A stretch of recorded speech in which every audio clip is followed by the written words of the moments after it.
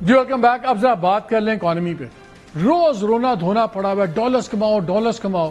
لیکن ایسی پلاننگ ہو رہی ہے کہ آئی ایم ایف کے ساتھ اس بات پہ اگریمنٹ ہو رہا ہے کہ ہم ایکسپورٹ پروسیسنگ زونز اب نہیں لگائیں گے بلکہ پرانی بھی اگلے کچھ پیریڈ کے اوپر ختم کر دیں گے. یہ کیسی منطق ہے؟ جو اسپیشل اکنامک زونز ہیں اس پہ پابندی سمجھ آتی ہے. وہاں پہ زیادہ لوگوں نے بس زمینیں پکڑی اور ریل اسٹیٹ کا کام ہی کرتے گئے. مجھے اس پہ پابندی سمجھ آتی ہے. وہاں سے ڈومیسٹک انڈسٹری کا مارکیٹ کے اندر سمگلنگ سمجھ آتی ہے. ای پی زیز دنیا میں کیسے چلتی ہیں؟ آپ باہر سے مال لاتے ہیں، چیزیں بناتے ہیں اور ری ایکسپورٹ کر دیتے ہیں. 100% آئی، 100% گئی.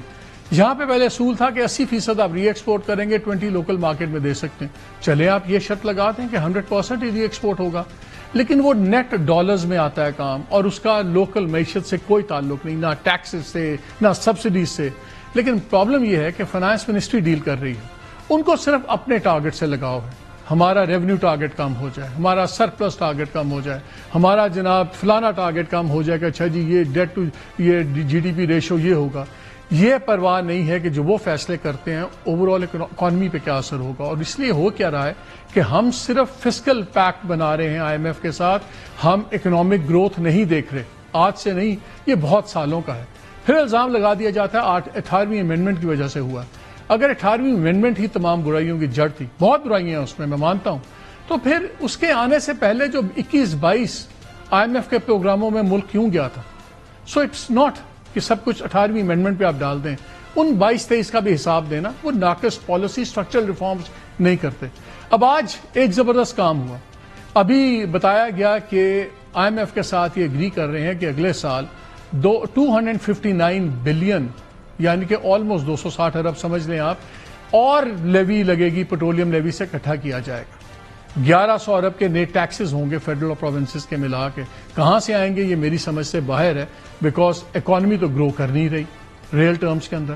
بٹ اینی وے، آج ایک بڑی انٹرسٹنگ ڈیولپمنٹ ہوئی ہے. منسٹری آف پیٹرولیم نے ایک خط لکھا ہے، پرپوزل دی ہے اپنے منسٹری آف فائنانس کو، جس میں وہ کہہ رہے ہیں کہ جو پیٹرولیم لیوی ہے اس کو آپ 10 کھرب پہ روک دیں.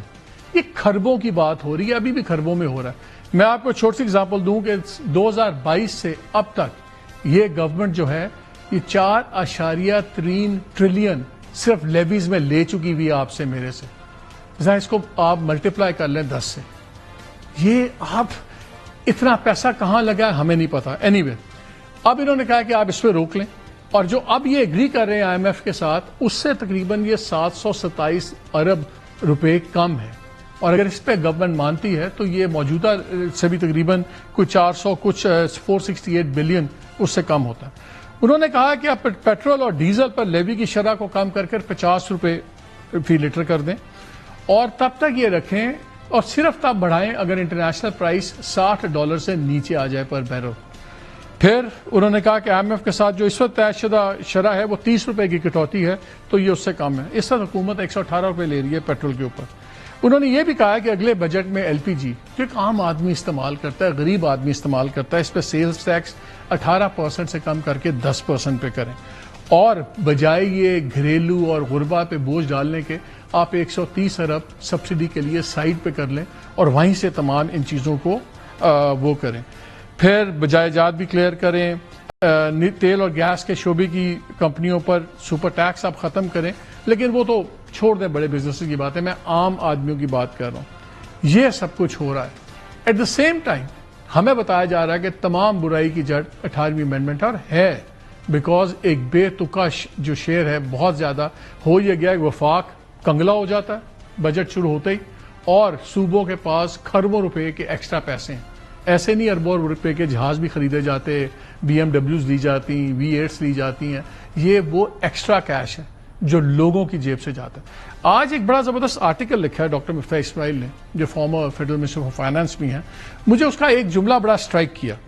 اس نے کہا کہ عام لوگ یہ سمجھتے ہیں کہ یہ جو 18ویں امینڈمنٹ کی جنگ ہے یہ فیڈرل گورنمنٹ اور پروونسز کے درمیان ہے. ان کا نہیں، یہ بات یہ نہیں ہے. یہ اصل میں فیڈرل گورنمنٹ اور پروونشل گورنمنٹس ایک سائڈ پہ ہیں، دوسری سائڈ پہ عوام ہیں، اور یہ دونوں مل کے ٹیکہ لگا رہے ہیں، عام آدمی کو لوٹ رہے ہیں اپنے اپنے خرچے پورے کرنے کے لیے. سو یہ ایک ڈفرنٹ اینگل ہے کہ یہ it's not between federation federal government and the provinces, بلکہ both on one side and people on the other side. یہ بڑی انٹرسٹنگ بات ہے. اور پھر انہوں نے 2-3 پروپوزلز بھی دیے ہیں کہ کیا کیا جا سکتا ہے 18ویں امینڈمنٹ میں. اور ہم دیکھ رہے ہیں کہ یہ 18ویں امینڈمنٹ کو چینج کرنے کے لیے 28 کی باتیں ہو رہی ہیں, لیکن اس میں کہا جا رہا ہے کہ جو پوائنٹ آف فرکشن ہے وہ خاص طور پہ پیپلز پارٹی کا اور فیڈرل گورنمنٹ کا وہ 18ویں امینڈمنٹ پہ NFC ایوارڈ کے اوپر ہی ہے. ان چیزوں پہ ذرا بات کرتے ہیں. ہم نے دعوت دی ہے, ڈاکٹر مفتاح ہمارے ساتھ ہی ہیں. السلام علیکم ڈاکٹر صاحب. وعلیکم السلام. سر ایک تو کوئکلی آپ نے یہ گورنمنٹ ورسز پیپل میں بڑی اچھا آپ نے ایک ایگزامپل بھی دیا اپنے آرٹیکل کے اندر. آپ نے کہا کہ اگر وہ ذرا آپ ہی ناظرین کو بتا دیں کہ جو آپ نے کہا کہ اگر ان کو 1000 روپیہ چاہیے ہو تو کس طرح ٹیکس بڑھتا ہے. دیکھیں مالک صاحب, جو جس اسٹرکچر ہمارا ہے کہ 60 یا 62% پیسے ہم صوبوں کو دیتے ہیں, اس کا مطلب یہ ہے کہ اس وقت اگر ہمیں وفاق کو 1000 روپے کی ضرورت ہو یا 1000 ارب کی ضرورت ہو اپنا بجٹ خسارہ کم کرنے کے لیے, تو اس کو 1000 ہم سے ٹیکس نہیں لگانا پڑتا, اس کو 2500 روپے ہم سے ٹیکس لگانا پڑتا ہے. 1500 روپے اس کو پہلے صوبوں کو دینے پڑتے ہیں اور پھر 1000 روپے اپنے طرف دینے پڑتے ہیں. تو اس سے ہمارا جو ہے مارجنل ٹیکس بہت زیادہ ہو جاتا ہے. اب جو میں نے گزارش کی ہے کہ یہ صوبے ورسز وفاق نہیں ہے, یہ عوام ورسز حکومت ہے. اس کو اس طرح دیکھ لیجئے کہ جب سے 2009 سے جب سے یہ NFC ایوارڈ ہوا ہے, 18ویں ترمیم پہ ہم کوئی اور بات نہیں کر رہے, we are happy with the 18ویں ترمیم, لیکن صرف ہم NFC ایوارڈ کی بات کر رہے ہیں کہ جب سے آپ نے NFC ایوارڈ پاس کیا ہے, وفاق حکومت ہر سال بڑھی ہوئی ہے, صوبے کی حکومت ہر سال بڑھی. وفاق کی حکومت ہر سال انفلیشن سے زیادہ بڑھی ہوئی ہے, صوبے کی حکومت ہر سال انفلیشن سے بہت زیادہ بڑھی ہوئی ہے, گروتھ سے بہت زیادہ بڑھی. لیکن پچھلے 20 سالوں میں غریب کون ہوا ہے؟ عوام ہوئی ہے. 2014 میں جو پاکستان کی ہاؤس ہولڈ انکم تھی 34,000 روپے, وہ آج 29,000 روپے ہو کے رہ گئی ہے انفلیشن ایڈجسٹڈ روپیز میں. یعنی کہ ہم 2014 کے مقابلے میں آج غریب ہیں. 30% پاکستانی جو ہے وہ غربت کے نیچے لکیر چلے گئے, لیکن حکومتیں تو امیر ہو گئی ہیں. جہاز آ رہے ہیں, آپ نے بات کی, جہاز کی بات نہیں کرنی چاہیے. اور سروس ڈلیوری کیا ہے, مطلب کیا یہاں پر ہم بچوں کو اچھی تعلیم دے سکتے ہیں؟ تو آنسر از نو. کیا 15 سال کے اندر ہم نے لٹریسی ریٹ بڑھوایا ہے؟ آنسر از نو. کیا 15 سالوں میں تعلیم کا لیول اچھا ہوا ہے؟ نہیں. کیا 15 سال سے بچے اسٹنٹڈ 40% ہی ہیں؟ جی ہاں. کیا 15 سال سے 20 سال سے جو 39% بچہ جو آج اسکول کے باہر ہے, کیا پہلے بھی یہی تھا؟ اس سے برا ہو گیا. انفیکٹ صحت اس سے بری ہو گئی ہے. ابھی آپ نے دیکھا ہے کہ توسا میں 300 بچوں سے زیادہ کو HIV کی آپ نے ایک فگر بھی دیا کہ 2008 سے اگر پر کیپٹا انکم کا ہم موازنہ کریں تو بنگلہ دیش کے لوگ, مجھے یاد ہے جب ہم چھوٹے تھے تو ہم اسکولوں میں باتیں ہوتی تھی, لوگ کرتے تھے وہ جی ویسٹ پاکستان کماتا ہے, ایسٹ پاکستان کھا لیتا ہے, ہر سال سیلاب میں ہمارے خرچے ہوتے ہیں, ہم ان کو پال رہے ہیں.